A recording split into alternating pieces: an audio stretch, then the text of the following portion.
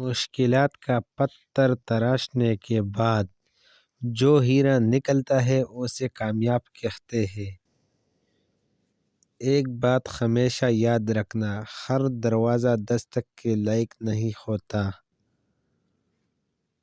بدلہ تو دشمن لیتے ہیں، ہم تو معاف کر کے دل سے نکال دیتے ہیں۔ دیکھنا کہیں زندگی آسان بناتے موت مشکل نہ ہو جائے۔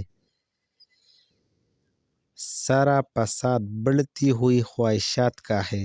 حرام اور سکون دونوں اکٹھے نہیں ہوتے۔ 3 عمل ایسے ہیں جو انسان روزانہ کرتا ہے، اس کا رزق بہت بڑھ جاتا ہے۔